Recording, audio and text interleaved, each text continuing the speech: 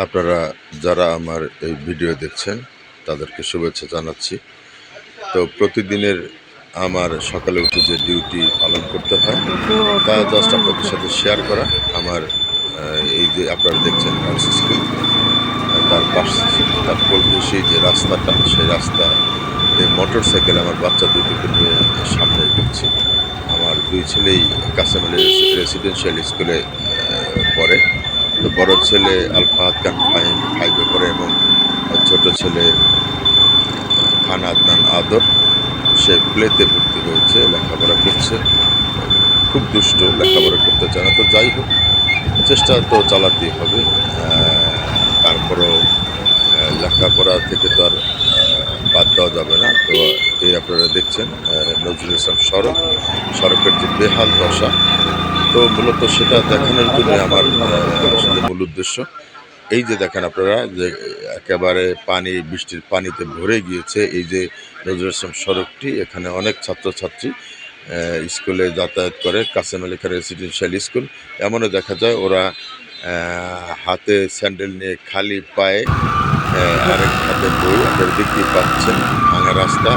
এখান থেকে ওদের অনেক কষ্ট হয় স্কুলে যাতায়াত করার জন্য। তো পৌর প্রশাসক যে কর্তৃপক্ষ যারা আছেন তাদের দৃষ্টি আকর্ষণ করছি, তারা যদি যথাযথ ব্যবস্থা গ্রহণ করেন হয়তো এই বাচ্চারা তাদের পাঠদান এবং তাদের চলাফেরা খুব সুদৃঢ়ভাবে করতে পারবে। তো যাই হোক, আপনারা দেখছেন ঠিক তার বলতে সেই রাস্তা মোটর সাইকেল আমার বাচ্চা হচ্ছে এবং আপনারা দেখতে পাচ্ছেন স্কুলের কাছাকাছি চলে এসেছি এবং এই স্কুল শুরু হয় সকালবেলা।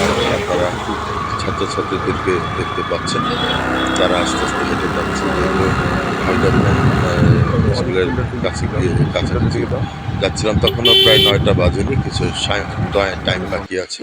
তো যাই হোক, তার সাথে একটা শাখা খাল যাকে বলে, এটা একটা কালভার্ট, কাঠের একটা ব্রিজ, সেটা পার হয়েই ওদের স্কুল সম্মুখে যেতে হয়।